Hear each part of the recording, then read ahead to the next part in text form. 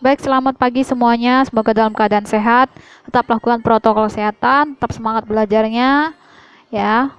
Baik, langsung saja untuk pertemuan hari ini, kita sudah masuk ke bab 3 ekonomi bisnis, yaitu masalah ekonomi. Ini merupakan lanjutan dari bab 2 kemarin, ya.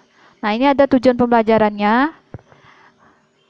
Yang pertama, menjelaskan masalah ekonomi yang dihadapi masyarakat, menjelaskan perihal mengadakan pilihan dan dalam menghadapi masalah ekonomi, menjelaskan biaya peluang sebagai salah satu cara dalam mengatasi masalah ekonomi, menjelaskan skala prioritas dalam mengatasi masalah ekonomi, menjelaskan pengelolaan keuangan dalam mengatasi masalah ekonomi, menjelaskan permasalahan pokok ekonomi, dan menjelaskan pemanfaatan sistem ekonomi untuk mengatasi masalah ekonomi. Nah, ini adalah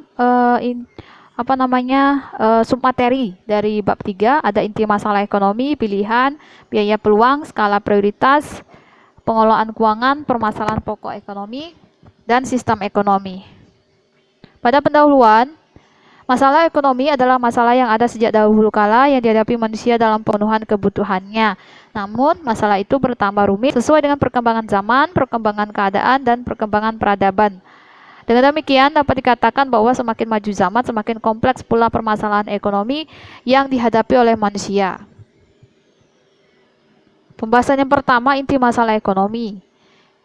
Nah, inti masalah ekonomi adalah masalah pokok ekonomi yang dihadapi setiap individu atau kelompok masyarakat, siapapun mereka tanpa terkecuali. Masalahnya adalah bagaimana manusia memenuhi kebutuhannya yang tidak terbatas dengan alat pemuas kebutuhan yang terbatas. Inti masalah ekonomi ini berhubungan dengan kelangkaan yang sudah dibahas di bab kedua. Semua manusia, baik yang kaya maupun yang miskin, pasti akan menghadapi masalah ekonomi, yaitu kelangkaan, ya. Nah, yang kedua, pilihan. Hal yang harus dilakukan dalam menentukan pilihan adalah yang pertama, analisis biaya peluang. Biaya peluang ialah nilai barang atau jasa yang dikorbankan karena memilih alternatif tindakan. Konsep biaya peluang ialah sebuah peringatan bahwa rupiah yang dikeluarkan tidak akan selalu merupakan biaya yang sesungguhnya, ya. Kemudian yang kedua ada analisis biaya manfaat. Analisis biaya manfaat di sini adalah suatu teknik yang digunakan untuk membandingkan berbagai biaya dengan manfaat yang diharapkan. Dengan analisis ini kita dapat menentukan pilihan mana yang memberikan manfaat lebih dibandingkan biayanya.